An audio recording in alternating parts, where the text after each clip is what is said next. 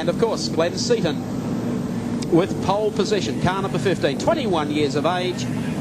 Everything going for him here today at the Lakeside International Raceway. Ready for the start. Round 3 of the Shell Ultra Nationals. They're racing and getting away smartly as they went off was Glenn Seaton. Going with him is Peter Brock, and then of course the 2 JPS BMWs. Jimmy Richards and Tony Longhurst. Johnson got away to a good start as well. So too did Denny Holm as they tracked down to the right-hander of the carousel. And it's the 21-year-old who leads Brock. Then the 2 JPS BMWs doing it nicely. Larry Purton's up on the inside, and Dickie Johnson in there with Alan Grice and George Fury to keep them company. An absolute sellout crowd at Lakeside Raceway as they come down towards the Dunlop Bridge. Seaton, Brock now moving to the outside for the challenge as they come down to Hungry Corner for the first time as the rest of the field goes by. A huge start from Glenn Seaton in car number 15. Peter Brock tucked in behind in the number 6 car, the older of his 2 mobile dealer team Commodores. Jim Richards flying in behind him in 3rd place. Then Longhurst. Perkins has come up very quickly, and so too has Nicky Johnson. It looked as though Alan Grice made a fairly ordinary start. They come down along the Shell starting straight. End of lap number 1, 59 to go. Across the strike, and Glenn Seaton leads it from Brocky. Then coming up smartly, the first of the JPS BMWs. Alan Grice starting this race with very, very hard compound tyres to go the distance.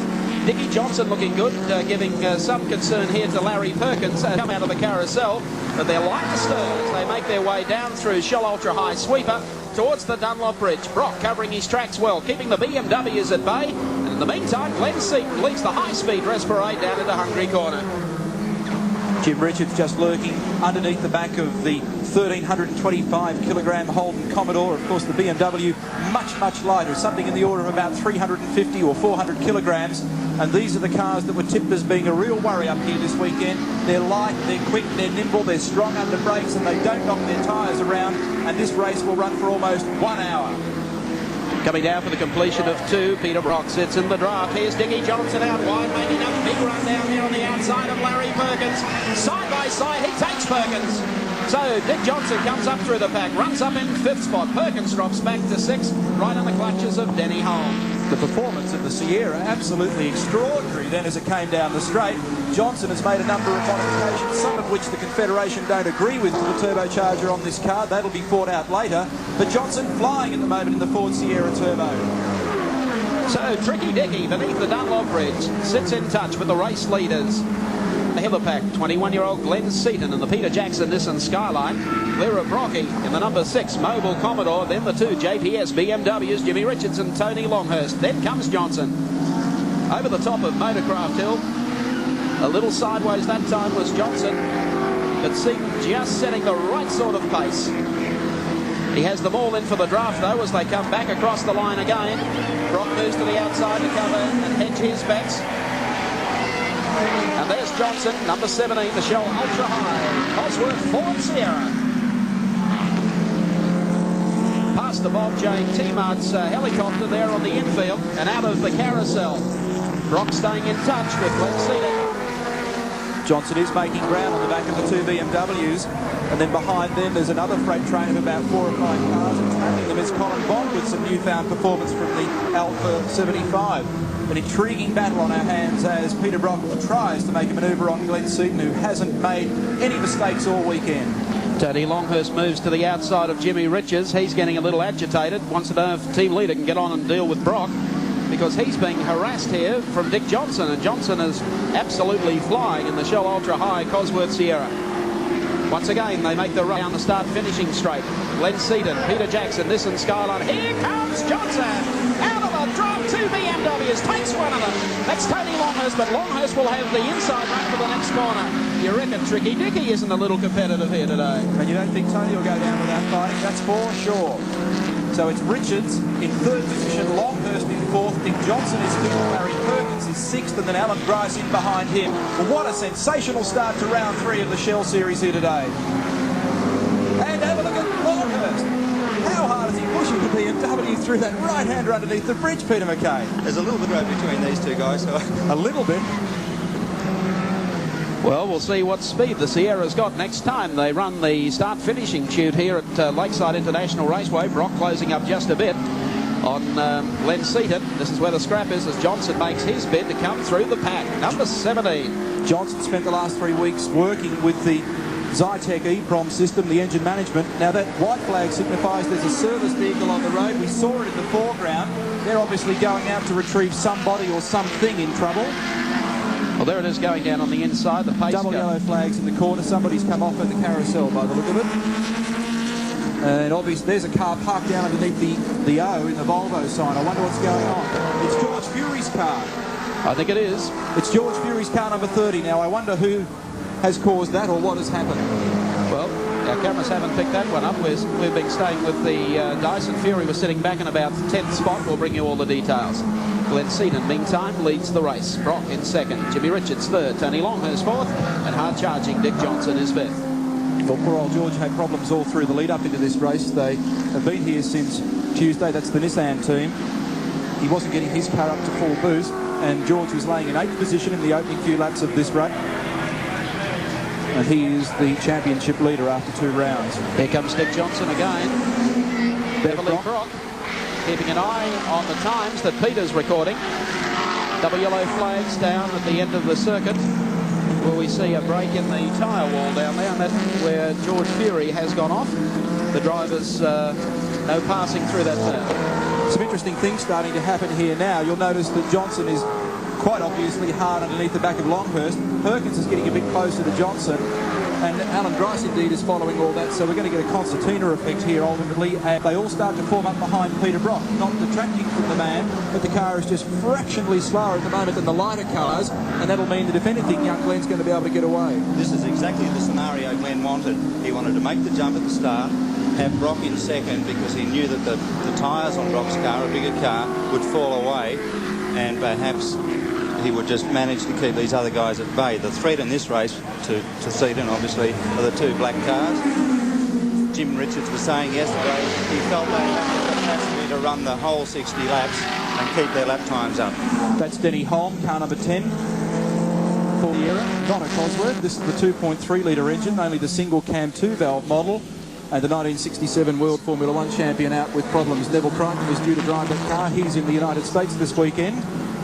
And this is the battle. Tony Longhurst versus Dick Johnson, who is Queensland's leading touring car driver.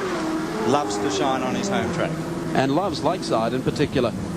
I was posing the question, who is? Car number 3, the JPS BMW all over Peter Brock. Here comes Johnson down the inside this time of Tony Longhurst. He won't back out, and Dick Johnson takes Longhurst. That moves him 1 more spot up. There's only Jimmy Richards ahead of him. Then he's after Brock and the race leader Glenn Seaton. That was a chain reaction set off by Peter Brock. You probably heard me draw breath as they went across the top of the Motorcraft hill. Brock got awfully sideways, and I think the 2BM started to make moves towards getting out of danger. That was all Dick Johnson needed. His cue was taken and away he went. Through on one of the BMWs. Now he's breathing on Jim Richards.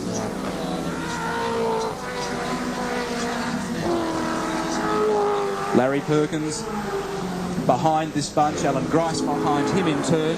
The VL Commodores had a few this weekend, and Alan is running 17-inch cross-ply Yokohama tyres, who he's not quite happy with the compound that he's running at the moment. It's a bit harder than he'd like, so it'll take him a while to come through the field. And look at this. Dick's going to win this argument. Wait for this. Brock will cut Richards to the outside, and Johnson will try and come down the inside. Shades of the replay of last year. Here comes Johnson down on the inside. See ya, Jim. Johnson makes the track. Now moves up into third. The race leader, Glenn Seaton. Peter Brock in second. Dick Johnson third, and going after them. And the Queenslanders in front of us have gone absolutely berserk at this. And what great driving from all 4 not to exchange. I'm quite sure the reaction here has been better than if Wally Lewis had walked across the lake. They come out of the carousel. There's Brocky trying to hold it down. Johnson sits in the draft. And we're following this tremendous dice as Johnson comes back through the pack in the Shell Ultra High Ford Cosworth with Sierra. Notice the bodywork rubbing on the tyre that time as the car really started to roll steer through that corner. They come up to the top of Motorcraft Hill.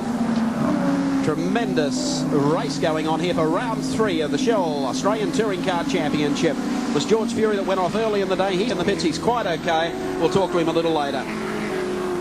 Once again, they come onto the start-finishing straight. Glenn Seaton, lap number 10, working it strongly. Johnson coming down the outside of Brock. How wide has he got to go on the grass? It passes him. Johnson now up to second and stalks the race leader, Glenn Seaton. What a drive. Well, that's just out and out horsepower. The car seems to be cornering only as quickly as the other cars, but it is squirting in a straight line. It's certainly picked up a whole host of horsepower since the Simmons Plains round. Oh, look at the tyre starting to rub on that guard again. Real smoke coming from the back of the car as he lurched around the outside of the BMW 635. This is going to give the scrutineer something to think about. Dick Johnson coming up to the top of Motorcraft Hill. Georgie Fury is back in the pits, and with him is our Colin Young. An explosion inside the car. What happened, George? Well, I was just braking for the bottom corner of the carousel there, and the whole car just seemed to explode inside, and it started burning, and all the bits and pieces inside the car started to burn,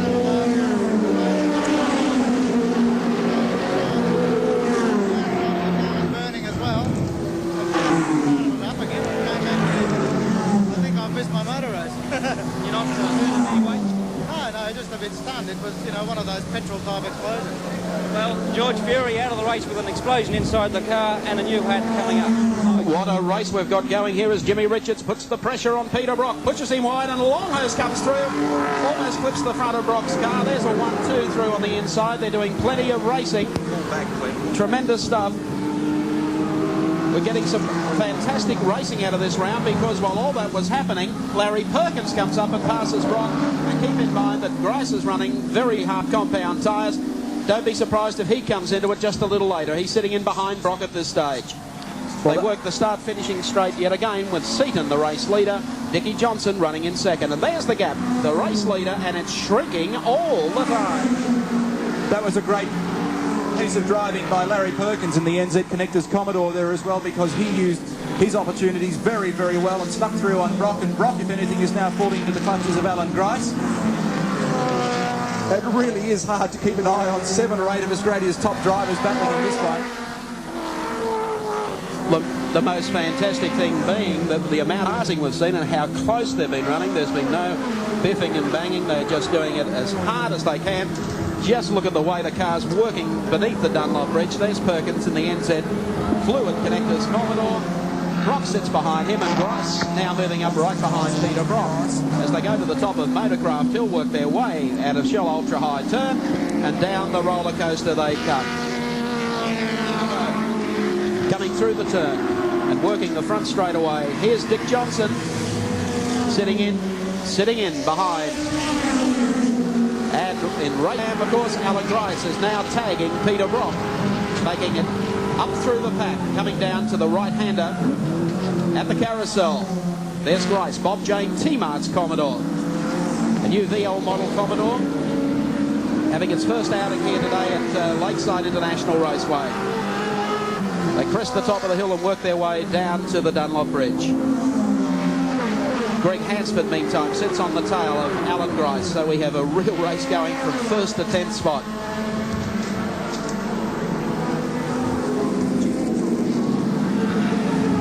Coming up the top of the hill. We'll see how close Grice can get this lap around. It's a little loose in the tail, Grice's car. He's got Greg Hansford just pushing away at the inside of him. Through the right-hand king. There's the face dice as Dick Johnson comes up on the tail of Glenn Seaton and putting plenty of pressure on Seaton. Johnson, the dark horse in this field. Top driver here in unofficial practice on Friday. Beaten by the weather yesterday. Seaton finds another turbocharged car in his mirrors, and it's not a Nissan Skyline, it's Ford's new Cosworth Sierra. Well, how much faster is Dick Johnson than everybody at the moment? This is an extraordinary performance from the Queenslander in car 17. He is charging through the field. Can it last? They're working their way to the top of Motorcraft Hill. Look for the pull-out next time as they come down the start-finishing straight. Over the top, down the roller coaster. Here comes Johnson, sits in behind. We'll get the draft pull through this turn. See if he's got horsepower to burn as they come out. I think Seaton has really got the pedal to the metal, so to speak. Lap 15 as they work the front straight. And Dick Johnson, the crowd goes wild with excitement. He pulls up on the outside and takes Seaton. Dick Johnson from behind now leads. There is the view, secondary race cam in Seaton's car as he trails the race leader, Dick Johnson of Queensland, into the carousel. Fantastic stuff. Johnson, number 17, comes out of the bend.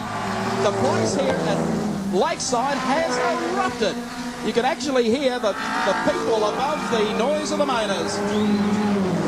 Queensland's favourite son. It's been a long time since Dickie Johnson led a round of the Australian Touring Car Championship. I just wonder, Mike, whether Dick has in fact bolted on some soft tyres for this race, and that would explain his speed. Good well. Down the roller coaster. Listen to the crowd. Queensland's own is out in front and running away. Let's recap the placings for you. Race leader, Dickie Johnson. Go get him, Dickie. Glenn Seaton is second. Richards is third. And welcome back to Lakeside International Raceway. Position still the same. Dick Johnson of Queensland, car number 17. Opening the gap over Glenn Seaton in car number 15, the Peter Jackson Nissan Skyline. Then, of course, the two JPS BMW M3s running side by side. And Larry Perkins, one spot back behind them, Brock, and, of course, Alan Grice. We detailed earlier a purge, I guess you could call it, yesterday. A lot of people very interested in the turbocharger and aspects of the turbocharger on Dick Johnson's car. Scrutineers moved in yesterday and sealed some components. That is the subject of an eligibility question. However, Johnson says no problems. We've dealt with the issue a couple of times today. Johnson believes all is fair and square. And at the moment, though, I tell you what, the Ford Cosworth Sierra looking for its first world win. Dick Johnson, Ford Sierra Cosworth. Let's take a look at some of the details of the man that's leading this race with the compliments of Nissan, 41 years of age, 3 times Australian Touring Car Championship, and he's finally on the boil for this year. He's the ruler of touring car racing here in Queensland, and so far in this title fight he's back in 11th place, but today is going to make all the difference. Those details with the